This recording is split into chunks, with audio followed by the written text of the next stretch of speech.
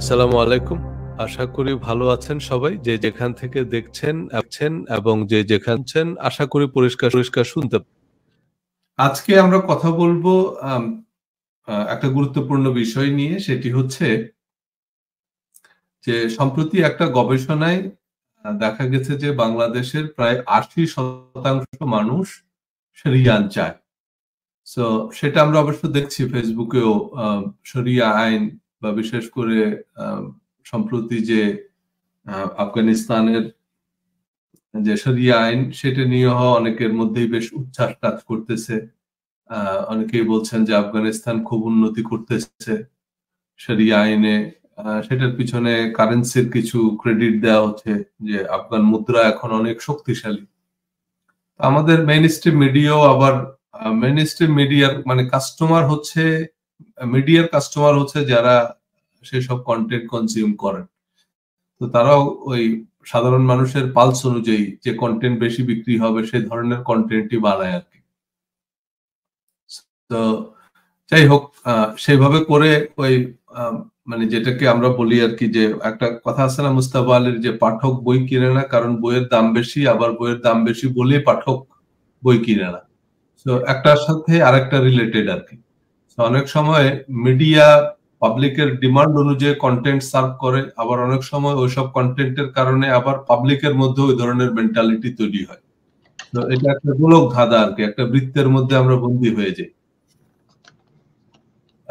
Anyway, আজকে আমরা কথা বলবো এই যে মানুষ 80% মানুষ শরিয়া আইন চায়। মানুষ আসলে শরিয়া সম্পর্কে কতখানি জানে, কতখানি বুঝে? কারণ আমাদের একটা সময় কিন্তু শরিয়া ছিল, একটা সময় শরিয়া ভিত্তিকই ছিল শাসন ব্যবস্থা। সেখান থেকেই কিন্তু পরবর্তীতে বিভিন্ন রাষ্ট্র সরে আসছে। সো সেখান থেকে গণতন্ত্রের উত্থান, সো বা এই যে সেকুলার যে রাষ্ট্র ব্যবস্থা, কারণ রাষ্ট্রে তো শুধু এক ধর্মের মানুষরা, বিভিন্ন ধর্মের মানুষ আছে। সো সেটার বেশ কিছু প্রবলেম তৈরি হয় আর কি। যেমন আমরা যখন চাইবো যে সেখানে ইসলাম ধর্মের ভিত্তিতে শাসন ব্যবস্থা চলবে, আবার ইন্ডিয়াতে তারা চাইবে যে হিন্দু ধর্মের ভিত্তিতে তাদের রাষ্ট্র ব্যবস্থা চলবে, এরকম দাবি দাওয়া ভারতেও আছে। সো বিষয় হচ্ছে সেটা হলো আমরা এই আলী রিয়াজ স্যারের যে গবেষণা, সেটার ভিত্তিতে আমরা একটু বোঝার চেষ্টা করব যারা শরিয়া আইন চাচ্ছে তারা আসলে শরিয়া বলতে আসলে কি বোঝে, কি বোঝায়, কি বুঝি আমরা, সেসব নিয়েই আমরা আজকে বিস্তারিত আলোচনা করব। সো আমি আর খুব বেশি লম্বা করব না, আমি সরাসরি আমাদের আলোচনায় চলে যাচ্ছি। আমাদের আজকের অতিথি বিশিষ্ট শরিয়া গবেষক জনাব হাসান মাহমুদ, প্লিজ। আসসালামু আলাইকুম, আশা করি সবাই ভালো আছেন। Sajal, thank you so much for this series. হ্যাঁ, দেশ এখন ইতিহাসের এক ক্রুশিয়াল বাঁকে এসে দাঁড়িয়েছে, যেটা কেউই আশা করেনি। বিশেষ করে 71-এর সেকুলার বাংলাদেশ আমাদের প্রজন্ম তো আশাই করেনি, কিন্তু বাস্তব যা তা বাস্তব। আর এটা হবারই ছিল, যেভাবে হিস্ট্রিক্যাল ডেভেলপমেন্ট গুলো ঘটেছে এটা হবারই ছিল। কারণ জীবনে দুর্ঘটনা বলে কিছু নেই, যা ঘটেছে তা এজন্যই ঘটেছে যে কার্যকারণ সমীকরণে সেটা ছাড়া আর কিছুই হতে পারত না। না, প্রথমেই যে প্রশ্নটা আসে যে 80% নাগরিকের ইচ্ছা এড়িয়ে যাওয়া কোনো রাষ্ট্রের পক্ষে সম্ভব নয়, উচিত নয়। তো এই 80+% লোকেরা যে শরিয়া রাষ্ট্র চান, তার কাঠামো কি, তার আইনগুলো কি, সেটা শরিয়া নেতারা কিন্তু এখনো জাতিকে জানাননি। সেটা যত তাড়াতাড়ি তারা জানাবেন ততই ভালো, কেননা জাতি না জেনে একটা জিনিস সমর্থন করছে, এটাও খুব একটা ভালো ব্যাপার নয়। তো ইসলামের রাষ্ট্র কেমন হতে পারে তার কিছু কাঠামো আমরা মওদুদির বইতে পাই। আমি দুটো উদাহরণ দেব, দেখুন আপনারা সহমত কিনা। এই যে বই, the Islamic law and its introduction in Pakistan, page 74-75, উনি বলছেন another important reform is needed, that is abolition of court fee and lawyers profession. মানে খেলাফতের আমলে যেমন কোর্ট ফি ছিল না আর কোনো আইনজীবী ছিল না, উনি সেটা ইম্পোজ করবেন উনার প্রস্তাবিত ইসলামী রাষ্ট্রে। সেকেন্ড আরেকটা কাঠামো উনি দিয়েছেন, আপনারা গুগল করুন, এটা ছোট বই, ইন্টারনেটে পাওয়া যায়। The punishment of the apostate according to Islamic law. আমি আজকে যতগুলো লিঙ্ক বলছি আগের মতোই সেগুলোর একটা ফাইল করে, ওয়ার্ড ফাইল করে আমি কমেন্ট সেকশনে দিয়ে দেবো। সামহাও এই অনুষ্ঠানের ইউটিউব লিঙ্কের কমেন্ট সেকশনে আমি কোনো লিঙ্ক দিতে পারি না, কিন্তু এই অনুষ্ঠানের ফেসবুক যে পোস্ট হবে সেটার কমেন্টে আমি লিঙ্ক দিতে পারি, দিয়ে দেবো। এই বইতে উনি লিখছেন, ইসলামী বিপ্লবের পর জনগণকে নোটিশ দেওয়া হবে, যারা বিশ্বাসী কর্মে ইসলাম ছেড়েছে, মুরতাদ হয়ে গেছে, আর সেভাবেই থাকতে চায়, তারা প্রকাশ্যে নিজেদের অমুসলিম পরিচিতি প্রকাশ করুক এবং 1 বছরের মধ্যে দেশ ছেড়ে চলে যাক। তারপরে যারা জন্মাবে তারা হবে মুসলিম, তাদেরকে ইসলামী আইন প্রয়োগ করে ধর্মীয় কাজকর্ম ও দায়িত্ব পালনে বাধ্য করা হবে। তারপরে কেউ ইসলাম ছাড়লে তাকে হত্যা করা হবে। তো আপনারা এর সাথে এগ্রি করেন কিনা দেখেন।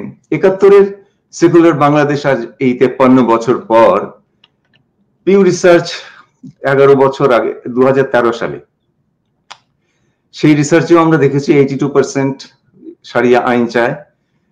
2017 সালে ডক্টর রিয়াজের গবেষণায় আমরা পেয়েছি, প্রথম আলো ছেপেছে, আপনারা গুগল করুন, গণতন্ত্র ও শরিয়া আছে আইন কোলন জনমত দুটিরই পক্ষে। এটা রিজলভ নেটওয়ার্কের পক্ষ থেকে ডক্টর আলী রিয়াজ এবং ডক্টর সেলিনা করেছেন। ওনারা বলেছেন যে 80%-এর বেশি লোক বলেছেন শরিয়া আইন থাকলে দুর্নীতি কমবে, মৌলিক সেবা, নিরাপত্তা ও ন্যায় বিচার প্রতিষ্ঠিত হবে। এটা হবারই ছিল। তৃতীয় বিশ্বে অনেক দেশের মতোই বাংলাদেশেও গণতন্ত্র আগাগোড়াই জাতির প্রয়োজন ও আশা পূরণে ব্যর্থ হয়েছে। দুর্নীতি, বিচারহীনতা, লুটপাট, দ্রব্যমূল্যের কষাঘাতে জনগণ মরিয়া হয়ে বিকল্প খুঁজেছে এবং বহু বছর থেকেই তাদের সামনে ধরা আছে একটা বেহেশতি বিকল্প, শরিয়া আইন। মরিয়া জনতা সেদিকে ঝুঁকবে, এটাই স্বাভাবিক।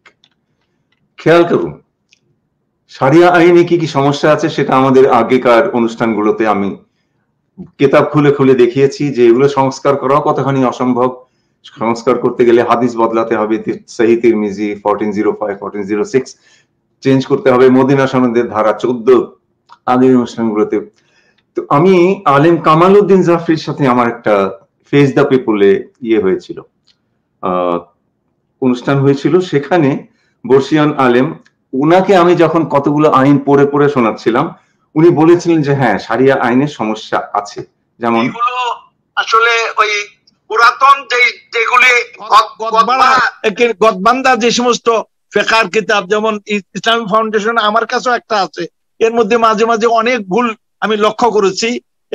এইগুলো নতুন করে দেখতে হবে এবং এইগুলো বর্তমান অবস্থাটা কি, তার প্রেক্ষিতে এটা কোনটা আমাদের জন্য প্রযোজ্য, আমার হদুদের মধ্যে এদিক সেদিক করতে পারবো না, বাকিগুলি তো আমাদের এখতিয়ার দেয়া আছে। সুতরাং এই প্রেক্ষিতে আমরা ফিকহকে নতুন করে আমরা সাজাতে পারবো ইনশাআল্লাহ, এর মধ্যে কোনো সন্দেহ নেই। এই সমস্যাগুলো যেগুলো আইডেন্টিফাই করা হয়েছে আগের অনুষ্ঠানে আমরা দেখেছি, এবং স্যার জাফরিও স্বীকার করেছেন যে এগুলো ওনাদের অধিকার আছে, ইজতিহাদ নামে একটা প্রসেস দেওয়াই আছে, কিন্তু কাজটা হয়নি। কেন হয়নি সেটাও আমরা আগের অনুষ্ঠানে দেখেছি, যে এই শরিয়া আইনগুলো ট্যাগ লাগানো আছে হাদিসের সাথে, মদিনা সনদের সাথে। It's very difficult. এখন এই বিশাল শরিয়াপন্থী জনতা, তারা কিন্তু অনেকে কিন্তু কোনো ইসলামী দল করেন না, কিন্তু সমাজে সম্প্রতি একটা খুব বিপজ্জনক প্রবণতা গ্রো করেছে। সেটা হচ্ছে পথে ঘাটে এখানে সেখানে একজনের মতামত, শরিয়া মতামত আরেকজনের ঘাড়ে চাপিয়ে দেওয়া। একে ইংরেজিতে আমরা বলি সোশিয়াল কোয়েরশন, মানে সামাজিক চাপে কাউকে বাধ্য করা, kind of emotional blackmailing. Example দিচ্ছি, আমরা যখন বড় হচ্ছিলাম 70 ইয়ার্স এগো, তখন কিন্তু রমজানে হোটেলগুলো খোলা থাকতো, একটা চাদর দেওয়া থাকতো, কখনো কখনো কখনো তাও থাকতো না।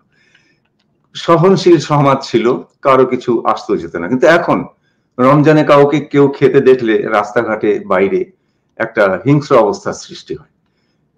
আমি রিপোর্ট পেয়েছি, এক দূরপাল্লার বাসে, চিটাগাঙে যাচ্ছিল বাস, তো যাত্রী ছিল ডায়াবেটিক, সে রোজা ছিল না, পানি খেয়েছিল। ড্রাইভার বাস থামিয়ে তাকে ইনসাল্ট করে, অপমান করে রাস্তায় নামিয়ে দিয়ে চলে যায়। বেচারা মাঝ রাস্তায় করবে। আমার এক আত্মীয় গত সপ্তাহে এসছে দেশ থেকে, 1 মাসের জন্য গিয়েছিল। সেও পেশেন্ট, তাকে সবসময় পানি খেতে হয়। এই গত রমজান মাসে সে না থাকতে পেরে 15 দিন আগে টিকিট চেঞ্জ করে চলে এসছে। তো এই যে চাপ দেওয়া, খবরের কাগজে উঠেছিল যে কোন এক নববর্ষে এক গ্রামে একটা ছেলে এক কিশোরীর সাথে হ্যান্ডশেক করেছিল। গ্রামের লোক তাকে বেধড়ক পিটিয়েছে। আর রাস্তাঘাটে অপরিচিত নারীকে পোশাক নিয়ে নসিহত করা শুরু হয়েছে। এই গত রমজানে এক হিন্দু মহিলা পান খাচ্ছিলেন বললে তাকে পেটানো হয়েছে। এই যে বাউলদের চুল কেটে দেওয়া, গায়ককে বাড়ি ভাড়া না দেওয়া, এই খবরগুলো যখন বিশ্ব মিডিয়ায় আসে তখন ইসলামের কি রূপ প্রকাশ পায়? দোষটা করে মানুষ, দায়টা পড়ে ইসলামের উপর। আইন প্রয়োগ করবে সরকার, জনতা আইন প্রয়োগ করলে তো ওখান থেকে ফিতনা শুরু হবে। জানি না আলেমরা জাতিকে কখন এই ব্যাপারটা হেদায়েত করবেন যে আইন কখনো হাতে তুলে নিও না, অপরিচিত লোককে রাস্তাঘাটে উপদেশ ওইভাবে দিও না। এইবার আমি অত্যন্ত ক্রুশিয়াল দুটো ডেভেলপমেন্ট বলবো, যে কোনো গবেষকের জন্য এগুলো অত্যন্ত ইম্পর্টেন্ট ফ্যাক্টর। মানিকগঞ্জে গোবিন্দল নামে একটা গ্রাম, সেখানে 100% মুসলিম, সবাই 5 ওয়াক্ত নামাজ পড়েন। আমি লিঙ্ক দিয়ে দেবো। সব নারী বোরখা পরেন, যৌতুক নিষিদ্ধ, এই একটা ভালো কাজ হয়েছে। সবাই কোরআন পড়তে পারে, ইন্টারেস্টিং, এই একটা ভালো কাজ হয়েছে। গ্রামে 35টি ছোট ছোট মসজিদ। এই গ্রামের নাম উনারাই এখন চেঞ্জ করে দিয়েছেন মুসলিম নগর। যদ্দূর মনে পড়ে আমি ভিডিওতে ওই দোকানের সাইনবোর্ড দেখেছি মুসলিম নগর, অফিসিয়াল নাম নয়। এটা খুব ইম্পর্টেন্ট খেয়াল করা যে কমেন্টে, এই ভিডিওর কমেন্টে অনেকে লিখেছেন যে তাদের গ্রামে অনেক আগের থেকেই সঙ্গীত নিষিদ্ধ। তার মানে অনেক গ্রাম এরকম আছে বাংলাদেশে, কোনো উগ্রতা নেই, কোনো জোর জবরদস্তি নেই, কোনো আইন ভাঙা নেই। আমি যদি একটু বাড়িয়ে বলি, একটু বেশি যদি বলি, তাহলে বলা যায় যে একটা সেকুলার দেশের ভেতরে ছোট ছোট ধর্মীয় রাষ্ট্র তৈরি হয়েছে, mini Islamic state. That's a magic. এটা খুব আমার কাছে অসম্ভব একটা ইম্পর্টেন্ট ফ্যাক্টর লেগেছে, কিভাবে একটা সোসাইটি চেঞ্জ হয়।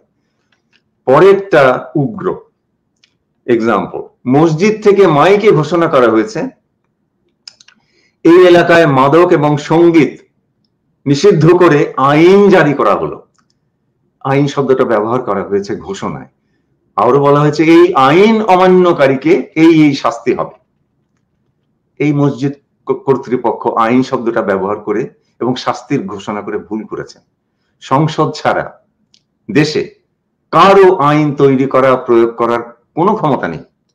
তাদের উচিত ছিল বলা, জনগণকে অনুরোধ করা হলো। দেশে বিভিন্ন মতের বিভিন্ন মসজিদ আছে, এক একটা মসজিদ থেকে মাইকে একই বিষয়ে বিভিন্ন ইনস্ট্রাকশন দেওয়া হলে এটাকে বলে ফিতনা, জনগণ হানাহানিতে লিপ্ত হবে। এখন এই যে বিশাল পরিবর্তন, সেকুলার মাইন্ডসেট থেকে শরিয়া মাইন্ডসেটে আসা, এর একটা পদ্ধতি আছে, সেই প্রসেস নিয়ে আলোচনা করা যাক। দেশে আলেম অগণিত, তাদের মধ্যে যথেষ্ট ঝগড়াঝাটি বিবাদ আছে, কিন্তু এই একটা জায়গায় তারা একেবারে ঐক্যবদ্ধ, তারা সবাই শরিয়া আইন ভিত্তিক ইসলামী রাষ্ট্র চান। এখন আমাদের গ্রাম বাংলার বিপুল জনগোষ্ঠী, অর্ধশিক্ষিত, অশিক্ষিত, কখনো সেলফ কনফিডেন্স নাই, তাদেরকে জাতির সব আলেম 30, 40, 50 বছর ধরে শরিয়া আইন, ইসলামী রাষ্ট্র, মদিনা সনদ, এগুলো শব্দের একটা মোহময় আকর্ষণ আছে মুসলমানের মনে। তো সেই ইম্প্যাক্ট এতগুলো বছর ধরে পাইল আপ, জমে জমে আজকে 80% লোক শরিয়া আইন চান। রিপোর্টে বলা হয়েছে, রিজলভে, যে তারা আবার গণতন্ত্রও চান। ডক্টর আলী রিয়াজ, ডক্টর সেলিনা লিখেছেন যে জনগণ মনে করে এই দুটো একসাথে থাকতে পারে। তো আমি বলছি যে না, একসাথে থাকতে পারে না, এই দুটো সাংঘর্ষিক। যাই হোক, নাম্বার 2, কি পদ্ধতিতে এটা হলো? মাদ্রাসা। দেশে অগণিত মাদ্রাসা থেকে প্রতি বছর অগণিত সারিয়াপন্থী নাগরিক সমাজে যোগ হচ্ছেন বন্যার পানির মতো এবং সমাজকে প্রভাবিত করছেন। সমাজ তো প্রভাবিত হবেই। সারিয়াপন্থীদের নিয়ন্ত্রণে দেশের সব মসজিদ, সব ওয়াজ মাহফিল, সব অসংখ্য সংগঠন, ফেসবুক, ইউটিউব, এবং তারা অগণিত মাদ্রাসার অগণিত লক্ষ লক্ষ ছাত্রকে রাস্তায় নামানোর ক্ষমতা রাখেন। একে বলে স্ট্রিট পাওয়ার, যেটা আমরা ওই আগেও দেখেছি। এটা আগামীতে অনেক বাড়বে, কেননা মাদ্রাসায় ছাত্র সংখ্যা বাড়ছে। এর চাপ এড়িয়ে যাওয়া জাতির পক্ষে সম্ভব হবে না, কোনো সরকারের পক্ষেও সম্ভব হবে না। অথচ কিভাবে এটাকে হ্যান্ডেল করা যায় এই ব্যাপারে কোনো পদ্ধতি বের করা তো দূরের কথা, এই উপলব্ধিটাও এখনো আমাদের জাতির মাথায় ঢোকেনি। প্রত্যেকটা টিভি এবং খবরের কাগজে ইসলামী অংশ থাকে, তার প্রত্যেকটা সারিয়াপন্থী। সেখানে আলেমরা ছাড়াও জেনারেল লাইনের এডুকেটেড কিছু ইন্টেলেকচুয়াল সারিয়াপন্থী বক্তব্য রাখেন। আমাদের জনগণের উপর তাদের কথার অনেক ইম্প্যাক্ট আছে। তাছাড়া কিছু ইভেন্টে কিছু বিচারক, কিছু আমলা, কিছু রাজনীতিবিদ সারিয়াপন্থী বক্তব্য রাখেন। সব মিলে আমরা সেই রেজাল্টটা পাচ্ছি। আর সারিয়াপন্থীদের আরেকটা সাফল্য আছে, সেটা হচ্ছে তারা ভিন্ন মতকে ইসলাম বিরোধী এই ট্যাগটা দিয়ে ভয় পাওয়াতে সফল হয়েছে। সারা জাতি ভীত, মিডিয়া ভীত, তাদের বিরুদ্ধে কেউ কিছু বলতে, কেউ কিছু লিখতে বা ছাপতে ভয় পায়। ভিন্ন মতের প্রতি তাদের কৌশল হলো ইউটিউব, ফেসবুকে গালাগালি এবং গালাগালির বন্যা বইয়ে দেওয়া, যদিও ওইটার কোনো বাস্তব ইম্প্যাক্ট নাই। ওটা ওখানেই শুরু, ওখানেই শেষ। দেশের কিছু ভিজিবল চেঞ্জ আছে। বোরখা বিপ্লব হয়ে গেছে, তার সাথে ইসলামী বইয়েরও বিপ্লব ঘটেছে। আগে এখন প্রচুর ইসলামী বই লেখা হয় এবং প্রচুর লোক সেগুলো পড়ে, ইসলামী বই মেলা হয়। কাজেই দেশটা ধীরে ধীরে আসলেই একটা ছায়া ইসলামী সরকারের মতো হয়ে গেছে, এটাই বাস্তব। আমি দেখছি, আমি ভুল হলে আমাকে কেউ বলুন যে আমি ভুল। আমি একটা ইসলামী রাষ্ট্রের ছায়া ছায়া গঠিত হয়েছে অলরেডি। উল্টো দিকে দেশের সেকুলার ফোর্সের হাতে কিছুই নাই। তারা জাতিকে জানাননি যে যে কোনো জায়গায় একটা মুসলিম রাষ্ট্র ভারতে হিন্দু রাষ্ট্রকে, ইসরায়েলে ইহুদি রাষ্ট্রকে বৈধ করে এবং শক্তিশালী করে। ভারতে অনেকের দাবি চিরকাল ছিল যে মুসলিমদের 56টা ইসলামিক দেশ আছে, আমরা এখানে 80% হিন্দু, আমরা একটা হিন্দু রাষ্ট্র কেন করতে পারবো না? এটা জবাব আমার কাছে নাই। কোনো গোয়ার্তুমি করে জবাব দেওয়া যেতে পারে, বাট বাস্তব ইজ বাস্তব। ওখানে তো হিন্দু রাষ্ট্রের দাবি উঠেই গেছে এবং মোদি আবারও হয়তো আসবে। ভারতের মুসলিমদের অবস্থা এখন, ওখানকার মুসলিম নেতা ওয়াইসে যেটা বলেছেন তার সাথে আমি 100% সমর্থন করি, যে ভারতে মুসলিমদের অবস্থা এখন জার্মানিতে হিটলারের আন্ডারে ইহুদিদের যা অবস্থা ছিল। ইসলামের রাজনৈতিক ব্যাখ্যার বিপক্ষে বিশ্ব আলেমদের রচিত বিপুল গবেষণা জাতির কাছে পৌঁছায়নি, যেটা আমি এই যে বিশ্বের সবচেয়ে বড় ইসলামিক অর্গানাইজেশন আলেম ওলামাদের এই যে জাতিকে, পৃথিবীকে সতর্ক করেছেন ইসলামী রাষ্ট্রের বিভ্রম। আমি এটা আবারও বলছি, জাতিকে এটা নিয়ে পড়ুন, আলেমরা পড়ুন এবং এর জবাব দিন, কেননা এর একটা এর উপর আলোচনা হওয়া দরকার। বিপুল সংখ্যক স্কলাররা এই ইসলামের পলিটিক্যাল ভার্সনের এগেইনস্টে আমরা জানি, তারা কেন সেটা এই রাজনৈতিক ইসলামের ভিত্তিহীনতা, কোরআন রসুল বিরোধিতা, ন্যায় বিচার বিরোধিতা, অমুসলিম ও নারী বিরোধিতা, যেটা যথেষ্ট প্রমাণ আমরা গত অনুষ্ঠানগুলোতে দিয়েছি, কেতাব দেখিয়ে দেখিয়ে, সমীকরণ করে করে। তো এখন আমি দু একটা বই দেখাবো, এরকম 2-4টা বই। এই যে এটা হচ্ছে ডক্টর আব্দুল্লাহ নাইমের টুওয়ার্ড ইসলামিক রিফরমেশন। এই বই চোখ খুলে দেওয়ার জন্য যথেষ্ট। আপনারা পারলে এটাকে কেউ বাংলায় অনুবাদ করবে। Another doctor Basanti, the challenge of fundamentalism.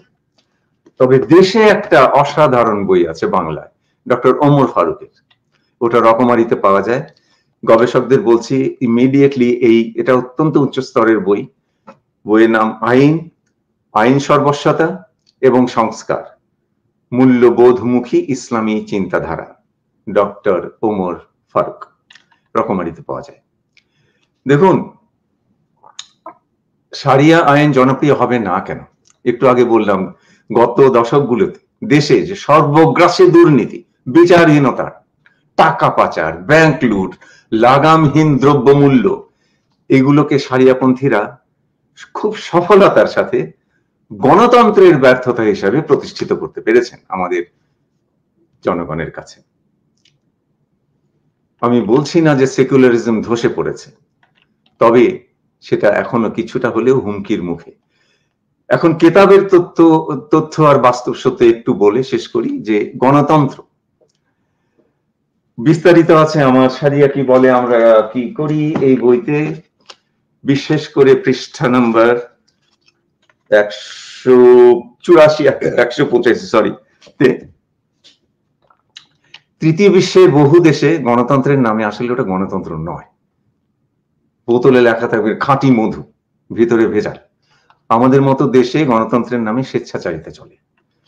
আমি কানাডায় থাকি, এখানকার ইলেকশনে বিন্দু মাত্র গুন্ডামি, বিন্দু মাত্র কারচুপি চিন্তাও করা যায় না।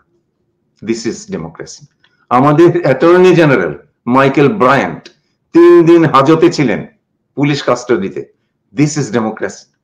আর আমাদের প্রাইম মিনিস্টার ট্রুডো কোথায় বেড়াতে গিয়ে একটা চশমা গিফট পেয়েছিলেন, আইন মতে উনার এটা রাষ্ট্রীয় কোষাগারে জমা দেওয়ার কথা, উনি ব্যস্ত মানুষ ভুলে গেছিলেন।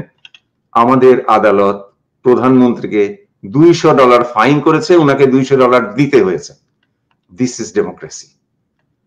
এখন অপব্যবহারের বিরুদ্ধে আপনার কম্পিউটারে ভাইরাস প্রোটেকশন আছে, কিন্তু গণতন্ত্রে কিংবা ইসলামী খেলাফতের অপব্যবহারের বিরুদ্ধে কোনো ডিফল্ট চেক নাই। এগুলোর অপব্যবহার করা সম্ভব। এই যে মধ্যপ্রাচ্যে গত 10, 12, 15 বছরের যুদ্ধে 10 লক্ষ লোক খুন হলো, কে করলো? ইলেকশনে নির্বাচিত প্রেসিডেন্ট বুশ আর প্রাইম মিনিস্টার ব্লেয়ার। হিটলার দ্বিতীয় বিশ্বযুদ্ধের দানব, 1933-তে ও ইলেকশনেই জিতে এসে হয়েছিল, চ্যান্সেলর হয়েছিল, পরে ফুয়েরার হয়ে ভন হিন্ডেনবুর্গ প্রেসিডেন্ট মারা যাওয়ার পর হিটলার ফুয়েরার হয়ে বিশ্বযুদ্ধ শুরু করলো। 7 কোটি লোক, 7.5 কোটি লোক মারা গেছে। ওগুলো ইলেকশনের ভিতর দিয়ে এসছে। কিন্তু খেলাফত কি মানে কি বলবে, ইমিউন? খেলাফতকে প্রতিরোধ করতে পারে না। এই যে আপনার বই বিশ্বাসে ঢেকে গেলা, গণতন্ত্রের ভালোটা আরেকটা বলি, তারপরে খেলাফত জিতে যাব। ইটস এ গ্রেট বুক, পৃষ্ঠা 86। জর্জ ওয়াশিংটনের ইউনিভার্সিটির অধ্যাপক হুসেন আসকারি এক গবেষণায় দেখিয়েছেন সবচেয়ে বেশি ইসলামিক নৈতিক বিধান মেনে চলা দেশ হচ্ছে নিউজিল্যান্ড এবং দ্বিতীয় অবস্থানে লুক্সেমবুর্গ, ডেমোক্রেটিক গণতন্ত্রের। তারপরে এসেছে পর্যায়ক্রমে Ireland, Iceland, Finland, Denmark, Canada. মুসলিম দেশ কই? 38 নম্বরে প্রথম মুসলিম দেশ মালয়েশিয়া।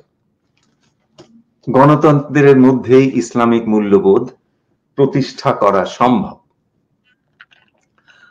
আর খেলাফতেও ইসলামী মূল্যবোধের খেলাফ হওয়া সম্ভব। মওদুদির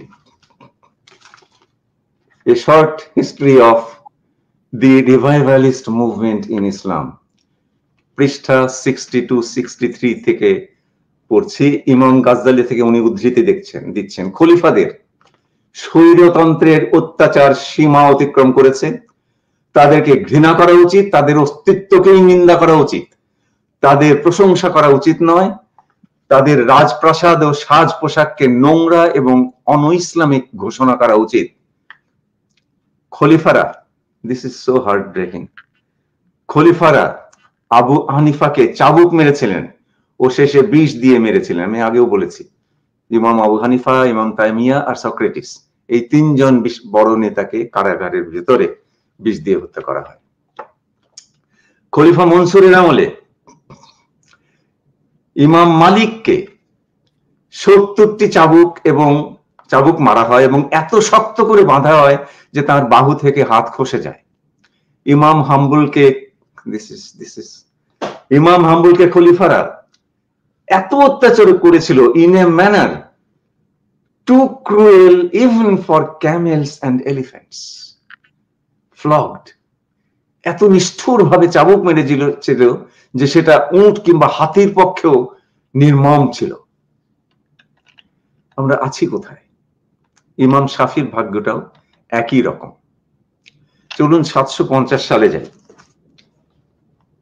এজিদ মাবিয়ার উমাইয়াদ খেলাফতকে উচ্ছেদ করে আব্বাসাইদরা যখন বিজয়ী হলো, দামেস্কে প্রবেশ করলো, তখন ওরা একটা ষড়যন্ত্র করলো যে এই পরাজিত উমাইয়াদের রাজবংশের কেউ যদি বেঁচে থাকে আবার কখন যুদ্ধ শুরু করবে। আব্বাসেরা বিজয়ী, উমাইয়াদদেরকে আমন্ত্রণ করলো যে আসো, ডিনারে আসো, আলোচনা করি, ভাই ভাইয়ে যুদ্ধ হওয়া ভালো না। উমাইয়াদরা বিশ্বাস করলো, ডিনার টেবিলে এলো, বিশাল ডিনার টেবিল সাজানো ছিল, সমস্ত ডেসক্রিপশন আছে ইতিহাসে। তারা বসে থাকার পর সৈন্যবাহিনী রেডি ছিল, হঠাৎ করে ঢুকে সবাইকে কচু কাটা করে। একজন পালাতে পেরেছিল, প্রথম আব্দুর রহমান, উনি স্পেনের খলিফা হয়েছিলেন। এখন শেষ করছি এই বলে যে যারা শরিয়া রাষ্ট্র চান তারা জাতিকে সেই রাষ্ট্রের কাঠামো কি হবে দেখান, আইনগুলো কি হবে দেখান। কেননা আপনারা খেলাফত আমলের অনেক কিছু এখন করা চলবে না। মওদুদি যেমন দেখিয়েছেন যে শরিয়া কোর্ট ছিল ফ্রি, আইনজীবী ছিল না, কোন খলিফা কোন নির্বাচনে পরাজিত হননি, আইদার মারা গেছেন অথবা তাকে খুন করা হয়েছে, সেটা রাখবেন কিনা, তারপরে খলিফার টেনিয়র কত বছর হবে ইত্যাদি অনেক অনেক সমস্যা আছে।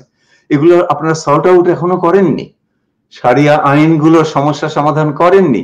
নতুন যে অপরাধগুলো হয়েছে সেগুলোকে আপনারা ক্লাসিফাই করেননি। এই যে ব্যাংক লুট, এই যে টাকা পাচার, এগুলো কি চুরি নাকি ডাকাতি নাকি নতুন ধরনের কিছু ক্রাইম? চুরি হলে এদেরকে হাত কাটা হবে, ডাকাতি হলে কি এক দিকের হাত আরেক দিকের পা কাটা হবে, কি শাস্তি হবে? কিংবা নতুন কোন ধরনের আইন হলে, ক্রাইম হলে সেই ক্রাইমটা কি, সেই ক্রাইমের শাস্তি কি, এগুলো তো আমরা এখনো জানি না। অথচ 80% লোক এই রাষ্ট্রকে সমর্থন করে বসে আছে। We don't know but we started our journey. এটা কিন্তু বিপজ্জনক হতে পারে। কাজেই এই দাবিটা অত্যন্ত যৌক্তিক যে আপনাদের রাষ্ট্রীয় কাঠামো দেখান, আপনাদের যে আইন দিয়ে রাষ্ট্র চালাবেন সেটা দেখান। এর পরের সোমবারে আমি ব্যস্ত থাকবো, তারপরের সোমবারে আমরা আলোচনা করব। আমি শুধু শরিয়া কিতাবগুলো থেকে আইন দেখিয়ে যাব। বিচারের ভার আপনাদের উপর থাকবে যে এই আইন দিয়ে দেশ চলতে পারে কি পারে না। কেননা ইসলামী রাষ্ট্র হলে সজল জাতিসংঘে গিয়ে বসতে হবে, বিবিসিতে সাক্ষাৎকার দিতে হবে, তখন সঞ্চালক এই কিতাব তুলে ধরে বলবে যে this is your law, codified Islamic law volume 3 law number 914C। এটা হানাফি ল হিদায়াতেও আছে 188 পৃষ্ঠা। ইসলামী রাষ্ট্রের রাষ্ট্রপ্রধান খুন করলে, জখম করলে, কাউকে ডাকাতি করলে, চুরি করলে, হুদুদ ক্রাইম, তার বিচার তো দূরের কথা, তার নামে মামলাই করা যাবে না। দিস ইজ ড্যাম গুড শরিয়া ল সিটিং ইন শরিয়া বুক। এটা আপনাদের শরিয়া আইন। বিবিসির সাক্ষাৎকারে এটার জবাব দিতে হবে তো। Are you ready? Over to you Sajal. জি, ধন্যবাদ আপনাকে। অত্যন্ত চমৎকার তথ্যবহুল আলোচনা আপনার, যথারীতি আমরা একটা ধারণা পেলাম যে গণতন্ত্র নিয়ে আপনি বলছিলেন। জি, গণতন্ত্র সফল হওয়ার জন্য যে ডেমোক্রেটিক ইনস্টিটিউশনস গুলো, সেগুলোর গড়ে ওঠা সাপেক্ষ এবং এটা নির্ভর করে হচ্ছে আসলে গণের কোয়ালিটির উপরে। মানে যে দেশে যেরকম গণ, সেই দেশে গণতন্ত্র সেরকমই হবে, সেই দেশের গণমাধ্যমও সেরকম হবে।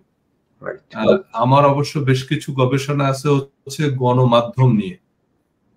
যেমন আমার যে মগের মুল্লুকের অর্থনীতি বইটি, এটার আরেকটা নামও আমি প্রস্তাব করেছিলাম, সেটা হচ্ছে মবের মুল্লুকের অর্থনীতি। মব, মানে এটা হচ্ছে আমাদের দেশের মানুষ আসলে কোনো কিছু তলিয়ে ভাবে না, মানে খুবই সারফেস লেভেলে চিন্তা করে, তো মানে আমাদের খুবই অগভীর চিন্তা। এই অগভীর চিন্তার কারণে যেটা হয় যে আমাদের যে মিডিয়া গুলো, আমি যদিও অর্থনৈতিক দিক থেকে সেটা বিশ্লেষণ করেছি, কারণ আমি আসলে পলিটিক্যাল অ্যানালিসিস করার মতো মানে পলিটিক্যাল পার্টি, পলিটিক্যাল ইনস্টিটিউশন বা পলিটিক্যাল হিস্ট্রি সম্পর্কে যেরকম ডিটেল নলেজ থাকা দরকার সেটা আমার নাই। এ কারণে আমি ঠিক পলিটিক্যাল অ্যানালিসিস করি না।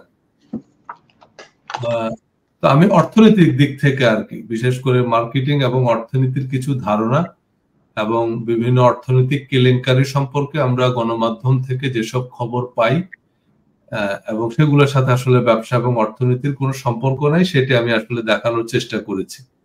কিন্তু বিভিন্ন ভাবে পাবলিক এগুলোর একটা পক্ষ বিপক্ষ নেয়, যারা পক্ষ নেয় তারাও জানে না কেন পক্ষ নিয়েছে, যারা বিপক্ষে তারাও আসলে জানে না, কারণ মিডিয়া আমাকে খুব দারুণ ভাবে মিসগাইড করে। এর কারণ হচ্ছে আমাদের যে সাধারণ মানুষের যে চিন্তা ভাবনা সেগুলো খুবই অগভীর। মানুষ পত্রিকার শিরোনাম ছাড়া বিস্তারিত খবরটাও পড়ে দেখে না। পত্রিকা যে শিরোনামটা করেছে সেটার বাইরে আর বিস্তারিত যে খবর, এই খবরটার মধ্যে সার্কামস্টেন্সিয়াল এভিডেন্স আছে কিনা সেটা মানুষ আসলে তলিয়ে সেভাবে ভাবে না। একটা খবর বেরিয়েছে, সেটাকেই আমি আমার মতো করে বুঝলাম, আমার মতো করে একটা মানে জোট তৈরি করে ফেললাম। এটা হচ্ছে আমাদের সাধারণ মানুষের মধ্যে যে প্রবণতা, এবং এটার কারণে আমাদের দেশের এই মিডিয়াগুলো হচ্ছে সব কর্পোরেট মালিকানাধীন।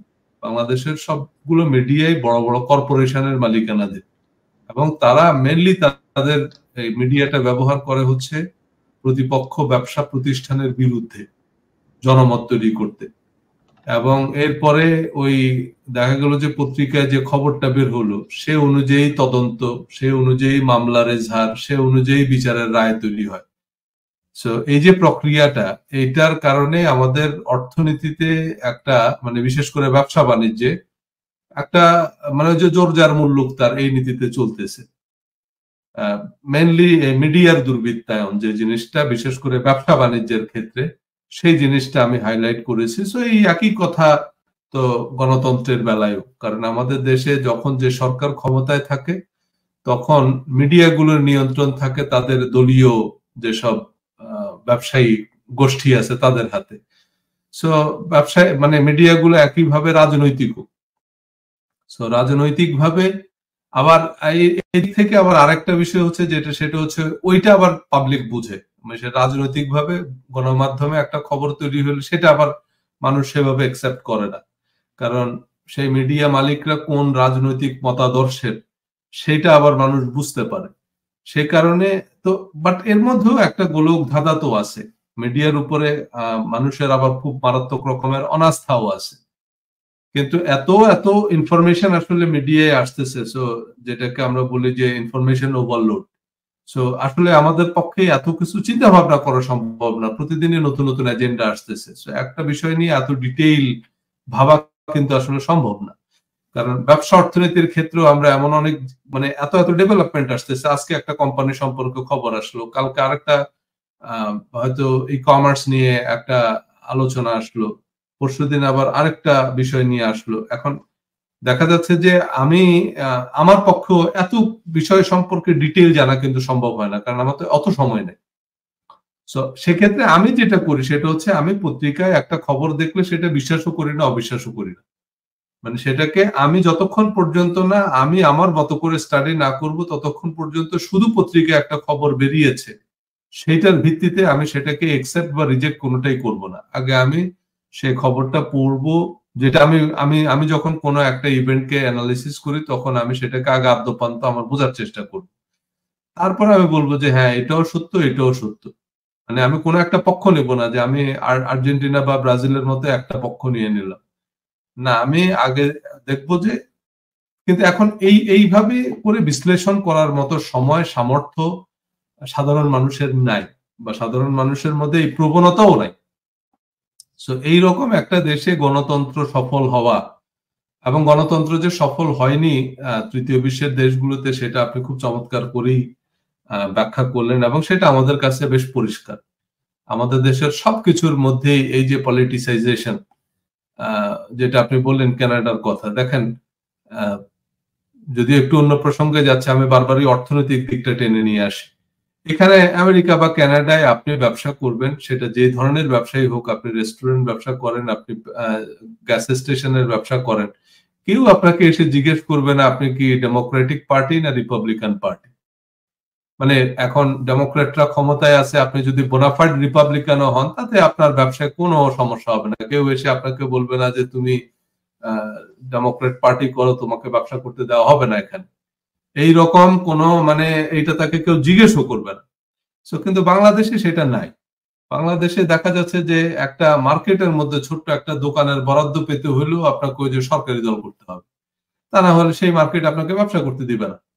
একটা হাটের মধ্যে আপনি হয়তো একটা কিছু নিয়ে বসবেন, মানে হাটের মধ্যেও যদি আপনি ছোট একটা চৌকি নিয়ে বসতে চান, সেখানেও আপনাকে ওই যে দলীয় সমর্থন, কোন একজনের সাথে আপনার একটা সম্পর্ক থাকতে হবে, তা না হলে আপনাকে সেই হাটেও বসতে দিবে না। যে আপনি একটু মাছ বিক্রি করবেন, তরি তরকারি বিক্রি করবেন, তাও আপনাকে ওই যে একটা দলীয় ইয়ে থাকতে হবে। আর বড় বড় ব্যবসার বেলায় তো বলাই বাহুল্য। সো এই যে প্রত্যেকটা জায়গাতে একটা স্কুল কমিটির সভাপতি সেক্রেটারি কে হবে, সেটাও ওই যে পলিটিক্স, সেটার সাথেও দেখা যায় যে এমপি মন্ত্রীরা ইনভলভ হয়ে যাচ্ছে। মানে সেই পলিটিক্সও আমাদের এমপি মন্ত্রীরা জড়িয়ে যাচ্ছে। যে একটা দাখিল মাদ্রাসার প্রিন্সিপাল কে হবে, সেখানে গিয়ে ওই এলাকার ওই আসনের যিনি এমপি, ওনার বাসায় গিয়ে সালিশ, ওনার বাসায় গিয়ে নালিশ, ওনার বাসায় গিয়ে দেন দরবার।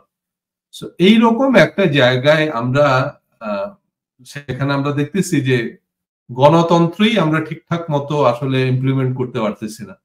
যেখানে আমাদের সামনে গণতন্ত্রের অনেক ভালো ভালো উদাহরণ আছে, মানে এখনকার পৃথিবীতে, যেটা আপনি পরিষ্কার করে বললেন যে আমরা আমাদের সামনে তো সুইজারল্যান্ড আছে, আমাদের সামনে লুক্সেমবার্গ আছে, আমাদের সামনে অনেকগুলো ইউরোপিয়ান কান্ট্রি আছে, যেখানে অতীতের কথা বাদ, কারণ অতীতের সমাজ, অতীতের অর্থনৈতিক বাস্তবতা, অতীতের প্রেক্ষাপট ভিন্ন। সো আমাদেরকে এখনকার সময় দেখতে হবে। এখনকার সময় আমরা দেখতেছি যে দারুণ কিছু উদাহরণ আছে, যে অনেকগুলো দেশ গণতন্ত্র চর্চা করে তারা অনেক সফল, তারা অনেক সমৃদ্ধ, তারা অনেক শান্তিপূর্ণ যে সহাবস্থান, সেই জিনিসটা আমাদের সামনে দারুণ দারুণ উদাহরণ আছে এখনকার পৃথিবীতে। বাট জি, থ্যাংক ইউ। দর্শকদের বলছি, দেখুন, গাড়িটা যত ভালোই হোক, আলটিমেটলি চালাবে তো একটা মানুষ। গণতন্ত্রই বলুন, খেলাফতই বলুন, চালাবে তো একটা মানুষ। হ্যাঁ, আপনি আপনার বইতে লিখেছেন এক জায়গায় যে, এবং অ্যাকচুয়ালি আমিও আমার আর্টিকেলে লিখেছি, আমার বইতেও আছে, হযরত ওমর যখনই আলেমরা ইসলামী রাষ্ট্রের পক্ষে কথা বলেন, ছুটে চলে যান হযরত ওমরের কাছে। কেন? কারণ তারপরে এই 1200-1300 বছরে আমরা এক হযরত ওমর, আব্দুল আজিজ খলিফা, এই দু একজন ছাড়া বাকিদের ইতিহাস রক্তাক্ত। আমি এখনই দেখাবো। হযরত ওমরের রাষ্ট্র পরিচালনাকে আমি অত্যন্ত এডুকেটিভ মনে করি। যে কোনো দেশে যে কোনো শাসকের জন্য, মুসলিম হোক অমুসলিম হোক, আমি সেটা আজকে এখানে বলছি না, কয়েক বছর আগেও আমার নিবন্ধে লেখা আছে, আমার বইয়ে চ্যাপ্টারে আছে। কিন্তু তারপরে আমরা কি হলো, তারপরে কি হলো, 71 হলো, বারবার বারবার। হ্যাঁ, দেখুন, আমি ওই খুঁটিয়ে খুঁটিয়ে খেলাফতের যদি কেউ দোষ ধরতে চায়, তো 100টা দোষ পাবে, গণতন্ত্রেরও 100টা দোষ পাবে। আমি কারসারি লুক যেটা বলে, সেটা হচ্ছে যে এই যে আমি আমার বইয়ে 184-185 পৃষ্ঠা, এই একটা তালিকা দেখতে পাচ্ছেন তো, এই তালিকাতে আমি আমার এই বইতে আমি দেখিয়েছি কত বছরে 40টা যুদ্ধ হয়েছে প্রথম 250 বছরে, তারপরে আমি আর দিইনি। সজল, প্রথম 250 বছরে 40টা যুদ্ধ হয়েছে শুধু মুসলমানদের সাথে মুসলিমের, অমুসলিমদের কথা বাদ দিলাম, 71-এর মতো। তাহলে কোথায় গেল সূরা হজ 30, মুসলিমরা ভাই ভাই? ইতিহাসে আমরা সেটা দেখি না। এত রক্তস্রোত, মুসলিম ভার্সেস মুসলিম।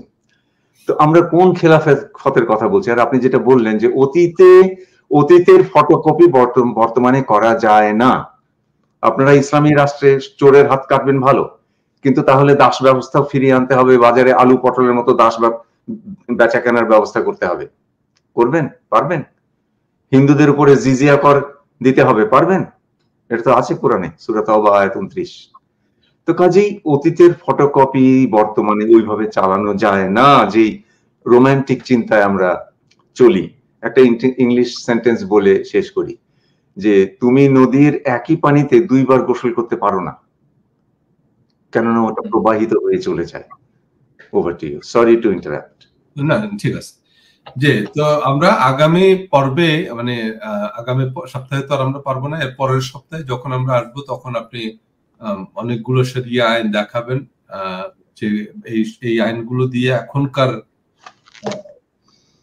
এখনকার সময়ে আমরা আসলে কতখানি সেই মানে ইমপ্লিমেন্ট করতে পারবো, সেই জিনিসগুলো একটু আমরা দেখবো। কারণ আমাদের ওই যে বললাম যে মানুষ তো আসলে খুব সারফেস লেভেলে চিন্তা করে, যে কারণে গণতন্ত্রই আমাদের দেশে এখনো পর্যন্ত, বাট তারপর আমরা গণতন্ত্র, আমরা আমাদের আরো যেসব স্বৈর শাসকদের এক্সপেরিয়েন্স আমাদের আছে সেখান থেকে অন্তত, বা আমরা আমাদের পার্শ্ববর্তী দেশে যদি পাকিস্তানে যদি দেখি, সেখানে কিছুদিন পরপরই মিলিটারি গভর্নমেন্ট আসে, সেখানে তারা মিলিটারি ইন্টারফেয়ারেন্স যে জিনিসগুলো হয়, তো সেইটার সাথে যদি আমরা কম্পেয়ার করি, তারপরেও গণতন্ত্র আমাদের জন্য বেটার অল্টারনেটিভ। এটুকু তো অবশ্যই, যে আমাদের যে স্বৈর শাসকরা আছে তাদের তুলনায় গণতন্ত্র একটা বেটার অল্টারনেটিভ, অন্তত এটুকু প্রমাণিত।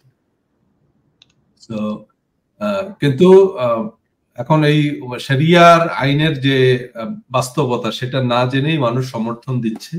কারণ মানুষ সমর্থন দেয়, মানুষ সমর্থন দেওয়ার পরে আবার এসে সেই মানুষ, কারণ আমাদের দেশে এক সময় ছিল, বা বিভিন্ন দেশেই ছিল, আবার সেগুলোর বিরুদ্ধেই মানুষ পরে আন্দোলন করছে, সেগুলোর বিরুদ্ধে আন্দোলন করেই পরবর্তীতে মানুষ আবার গণতন্ত্র নিয়ে আসছে। সো মানুষ, কারণ যেমন কমিউনিজমের মধ্যেও একটা ধারণা ছিল না যে কেউ খাবে কেউ খাবে না, তা হবে না তা হবে না, কিন্তু পরবর্তীতে গিয়ে দেখা গেল যে সেখানে আরো খারাপ অবস্থা তৈরি হয়েছে। মানুষ হয়তো কিছু সুন্দর সুন্দর কথা শুনে একসময় মনে করছিল যে হ্যাঁ, এটা তো খুবই দারুণ কথা, সমাজে কোনো বৈষম্য থাকবে না, কারো ব্যক্তিগত কোনো সম্পদ থাকবে না, সব সম্পদের মালিক হবে রাষ্ট্র। কিন্তু পরবর্তীতে দেখা গেল যে এটা আলটিমেটলি পুরো রাষ্ট্রটাই কতগুলো মানুষের হাতে চলে গেল, এবং সেই সীমাহীন দুর্নীতি, এবং তারা জনমতকে খুব কঠোরভাবে নিয়ন্ত্রণ করলো। যেমন আমরা নর্থ কোরিয়াতে দেখতেছি এখন, সেখানে জনমত বলতে তো কোনো কিছু নাই, সেখানে মানুষ তো একদম নিচের দিকে তাকায় চলতে হবে, সেখানে কোনো জনমত বলে আপনি সরকারের বিরুদ্ধে কোনো কথা বললেই সেটা নাই হয়ে যাবে। চায়নাতেও তাই, খুবই অথরিটেরিয়ান গভর্নমেন্ট সেখানে। এবং এসব দেশে যেটা হয় সেটা হচ্ছে যে সরকার এবং সরকারি কর্মকর্তাদের যে সীমাহীন দুর্নীতি, যেটা আমাদের দেশে আমরা রাষ্ট্রায়ত্ত যেসব প্রতিষ্ঠানগুলো দেখি, কারণ সেই প্রতিষ্ঠানগুলো রাষ্ট্রের জন্য বোঝা, সে প্রতিষ্ঠানগুলো কখনোই প্রফিটে যেতে পারে না। এর কারণ হচ্ছে সরকার এবং সরকারি কর্মকর্তাদের দুর্নীতি। মুসলিম বিশ্বে কতগুলো ইন্টারেস্টিং এক্সপেরিমেন্টেশন হচ্ছে, আমাদের নেতারা করছেন। যে দেখুন, সেকুলার পাকিস্তান 1947 থেকে 1979 এসে সারিয়া হলো, ওদিকে কনস্টিটিউশনালি ইসলামিক স্টেট ছিল সুদান। 30 বছর পরে এসে ওরা কনস্টিটিউশন থেকে, সংবিধান থেকে ইসলামিক স্টেট বাদ দিয়ে বললো যে এখন থেকে আমরা সেকুলার। তো ভিন্ন দিকে চলছে আমাদের নেতৃত্ব। বাংলাদেশের সংবিধানে ইসলামী রাষ্ট্র যোগ করা হলো, ওদিকে তিউনিসিয়া, আমরা তো 90% মুসলিম, তিউনিসিয়া বোধহয় 98% মুসলিম। তিউনিসিয়ার প্রেসিডেন্ট 2 বছর আগে ঘোষণা করেছিলেন যে উনাদের সংবিধান থেকে রাষ্ট্রধর্ম ইসলাম বাদ দিবেন। আলটিমেটলি হয়েছে কিনা আমি মনে করতে পারছি না, কিন্তু ঘোষণা উনি ডেফিনেটলি দিয়েছিলেন, আমি পড়েছি।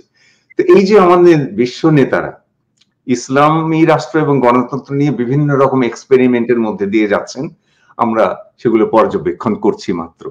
আর আপনার ওই কথাগুলো খুবই ভালো, যে মানে ইসলামী মূল্যবোধ প্রতিষ্ঠিত করতে গেলে সেটার জন্য গণতন্ত্রের সম্ভব। আপনি তো ডক্টর হাসান আসকারীর দিলেন, আরেকটা রিপোর্ট পিউ, সেটাতেও একই কথা বলা আছে যে গণতান্ত্রিক কাঠামোতেই না, পিউ না সেটা আমার মনে নাই এখন, কিন্তু দুটো জরিপ হয়েছিল, দুটোতেই এসেছিল যে ইসলামী মূল্যবোধ। আপনারটাতে নিউজিল্যান্ড নাম্বার 1, ওই জরিপে এসেছিল আয়ারল্যান্ড নাম্বার 1, কিন্তু ফলাফল মোটামুটি একই। Over to you.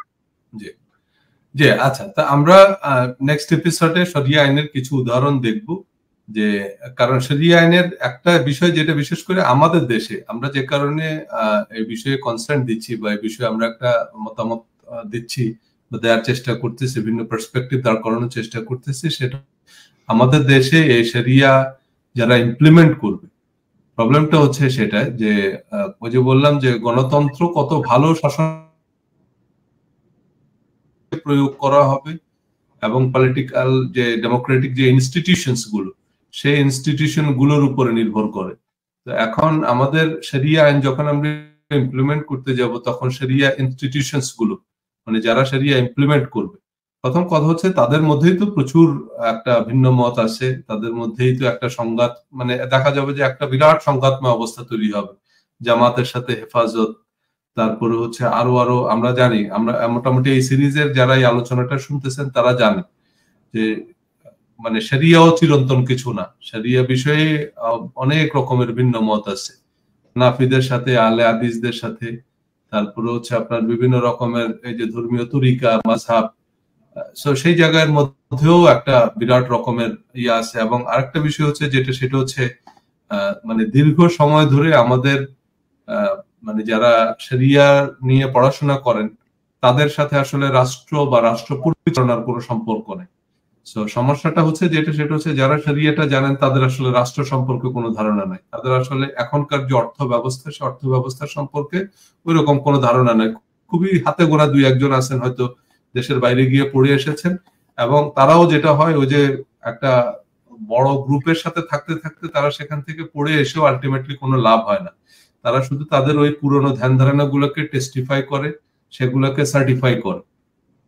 মানে আমি নিজে যে জিনিসটা দেখেছি, যে ধরেন আমার অনেক বন্ধু বান্ধবী আছে, তারা ওই মানে মাদ্রাসা থেকে পড়ে এসে এখন দেখলো যে তারা, যখনই আমরা এই কথাগুলো তুলি আর কি, যে ভাই মাদ্রাসায় তো আর ইকোনমিক্স পড়ায় না, তো তখন সে ঠিক আছে, সে গিয়ে হয়তো ব্যাংকিং এর উপরে একটা মাস্টার্স করে আসলো লন্ডন থেকে, বা ধরেন আমেরিকা থেকে, আমেরিকার কোন একটা ভালো ইনস্টিটিউশন থেকে ব্যাংকিং এর উপরে পড়ে গেল।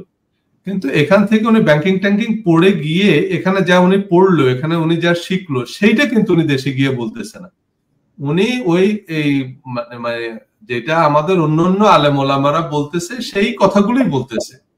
কিন্তু সুবিধাটা হচ্ছে ওনার যেহেতু একটা আমেরিকান ডিগ্রি আছে, যেহেতু ওনার ব্যাংকিং এর উপরে ডিগ্রি আছে বা ইকোনমিক্স এর উপরে ডিগ্রি আছে, তাই উনি একটা ধমক টমক দিতে পারে আর কি, যে আমি মিয়া ইউরোপ থেকে পড়ে আসছি। বা ওনার যারা সাগরেদ আছে তারা বলে যে উনি কি কম জানে নাকি, উনি কত বড় অর্থনীতিবিদ, উনি অক্সফোর্ডে পড়ে আসছে, এমআইটিতে পড়ে আসছে, বাট উনি কথা যা বলতেছে সেটা ওই একেবারে মানে যেটা সমাজে চলতেছে ওই কথাগুলোই বলতেছে, মানে শুধু ওনার ডিগ্রি দিয়ে ওই বাকওয়াস কথাটাকে উনি জাস্ট সার্টিফাই করতেছে, ওইটাকে উনি সত্যায়িত করতেছে আর কি। সো ওই যে বললাম না, আমাদের বড় বড় আলেমরা কি করে, মদিনা আল আজহার ইউনিভার্সিটিতে গিয়ে শেষ পর্যন্ত তারাবি নামাজ 8 রাকাত এটারে জায়েজ করে। তো তখন আমরা চিন্তা করি এত বড় মাদানী হুজুর বলছে, কিন্তু ওই যে আবার যিনি 20 রাকাতের পক্ষে, উনিও আবার মদিনা আল আজহার ঘুরে এসে 20 রাকাতের ফতোয়া দেয়। মানে আলটিমেটলি ওই ওনার পড়াশোনাটা মুখ্য বিষয় না, পড়াশোনাটা হলো একটা সার্টিফিকেট, ওনার একটা সিল, উনি স্কলার হলো, এবার উনি একটা ফতোয়া দিয়ে দিচ্ছে যেটা ওনার মাযহাবের সাথে যায় আর কি। সো এইটা হচ্ছে গিয়ে সমস্যা, কারণ হচ্ছে যে উনি স্বাধীনভাবে ওনার কথাটা বলতে পারে না। মানে এখানে যারা অর্থনীতিতে পড়াশোনা করতেছে, করে বাংলাদেশে গিয়ে তারা বলতে পারতেছে না, কারণ সেখানে সংখ্যাগরিষ্ঠ মানুষ এই তার বক্তব্যটা নিবে না, বলবে তুমি যখনই তাদের বিপক্ষে ফতোয়া দিবে তখন বলবে যে তুমি আমেরিকা গিয়ে গোমরা হয়ে গেছো। হ্যাঁ, এই জন্য সে ওই সংখ্যাগরিষ্ঠের মতটাই দেয়, এখানকার পড়াশোনা আর তার কাজে লাগে না। তো এটা হচ্ছে গিয়ে একটা বড় সমস্যা, যারা শরিয়া নিয়ে পড়াশোনা করতেছে তাদের রাষ্ট্র ব্যবস্থা, অর্থ ব্যবস্থা, আন্তর্জাতিক সিস্টেম সেসব সম্পর্কে খুব একটা ধারণা নাই। সো সেইটার কাঠামোটা আসলে কি হবে, কেমন হবে, সেইটা নিয়ে আমরা আগামী যে এপিসোডটা থাকবে আমাদের শরিয়া কি বলে, সেখানে আমরা কথা বলবো। সো আপনাদের সবার সাথে আবারও দেখা হবে, আবারও কথা হবে। সবাই শেষ পর্যন্ত ভালো থাকবেন। ধন্যবাদ সবাইকে। আসসালামু আলাইকুম। আসসালামু আলাইকুম।